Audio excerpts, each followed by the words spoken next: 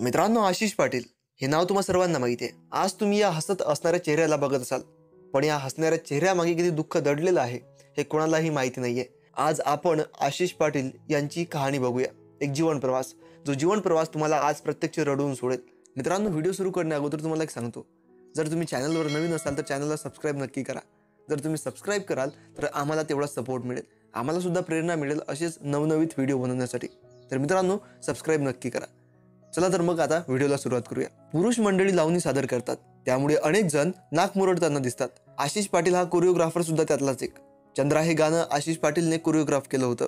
या अगोदरी त्यांनी त्याच्या नृत्याच्या आविष्काराने प्रेक्षकांची मनं जिंकून घेतली आहेत, त्यामुळे एक उत्कृष्ट नृत्य दिग्दर्शक म्हणून मराठी सृष्टीत तो नावलौकिक मिळत आहे।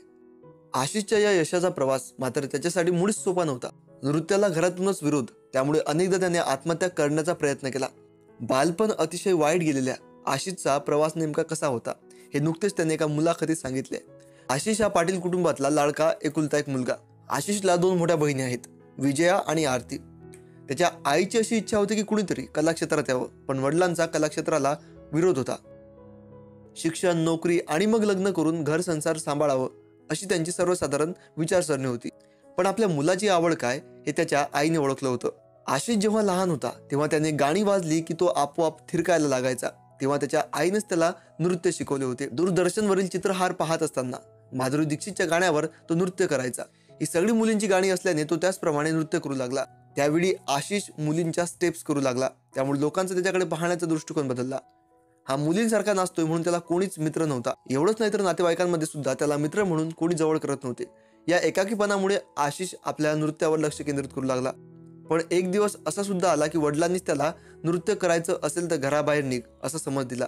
पण आशिषचे नृत्यावर प्रेम होते आणि म्हणूनच तो घुंगरू घेऊन घराबाहेर पडला। त्यावेळी तो इयत्ता 7वी मध्ये शिकत होता। पण 3 दिवसानंतर वडिलांचे प्रेम जागे झाले आणि त्याला ते पुन्हा घरात घेऊन आले। अर्थात समाजाने नाव ठेवू नये याच उद्देशाने त्यांनी आशिषला घर सोडण्यास सांगितले होते। आशिष हा अतिउत्तम डान्स करायचा। वेगवेगळ्या स्पर्धांमध्ये त्यांनी जवळपास 180 बक्षिसं मिळवली होती।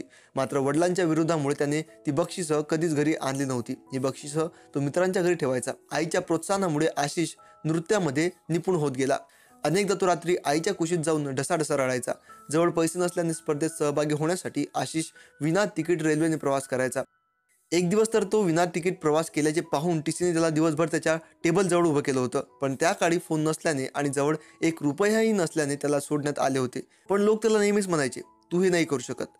पण जेव्हा जेव्हा त्याला लोक असे बोलायचे तेव्हा आशिष तेवढ्याच जिद्दीने पुन्हा पाऊल पुढे टाकायचा। याच मला टोचणाऱ्या बोसणाऱ्या लोकांमुळे मी हे यश गाठू शकलो असे आशिष म्हणतो। पण आयुष्यामध्ये एक वेळ अशी येते जिथे तुमचं मन मोकळं करायला कोणी तुमच्या जवळ नसतं। त्यावेळी आशिषला आयुष्य संपून टाकायचं असं वाटू लागलं। तेव्हा तो टिटवाळ्याच्या गणपती मंदिरात जाऊन बसला। विचारांच्या काहुराने त्याच्या डोळ्यात अश्रू घळाघळा वाहत होते। तेव्हा त्याच्याजवळ एक गुरुजी आले। या गुरुजींनीच आशिषला एक मोलाचा सल्ला दिला। तेव्हा ते गुरुजी म्हणाले, बाळा, तुला एकच सांगतो, प्रत्येकाचा जन्म हा काहीतरी करण्यासाठी झालाय। तू ते कारण शोध। ते कारण कळलं ना तर तुला कोणीही थांबवू शकणार नाही। प्रत्येकालाच अर्धनारीचं वरदान नाहीये, तुझ्याकडे ते आहे। अर्धनारी हे नृत्याचं दैवत आहे असं त्यांनी आशिषला सांगितलं। आणि या सकारात्मक दृष्टिकोनाने त्या दिवशी आशिषचं आयुष्य बदललं। यानंतर आशिषने आत्महत्येचा निर्णय बदलला। पण दुसऱ्या दिवशी तो त्या गुरुजीचं धन्यवाद मानायला पुन्हा मंदिरात गेला, तेव्हा त्याला कुठेच ते गुरुजी दिसले नाही। आशिषने BSc IT चे शिक्षण घेतले होते, त्यामुळे वडिलांची इच्छा होती की त्याने IT क्षेत्रात नोकरी करावी। पण आशिष लहानपणापासूनच नाटकातून काम करत होता, त्यामुळे 10 लोकांपेक्षा आपण काहीतरी वेगळं करावं जेणेकरून 5 लोक आपल्याला नावाने ओळखतील असे म्हणून त्याने वडिलांचा विरोध केला। आशिषला घुंगरूंचा आवाज खूप आवडायचा।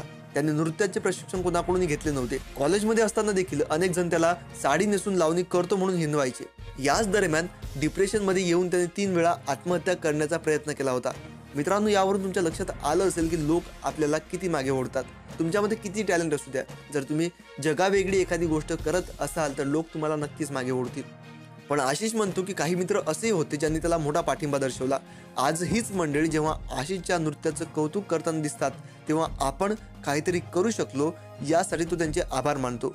पण आता आशिष सुद्धा म्हणतो की ज्या लोकांनी मला एकेकाळी नावं ठेवली होती तेच लोक कुठल्या ना कुठल्या कार्यक्रमासाठी आमंत्रण पाठवतात, पण मी ते आमंत्रण स्वीकारत नाही। कारण की याच लोकांनी मला मागे ओढण्याचा प्रयत्न केला होता, याच लोकांनी मला हिणवलं होतं।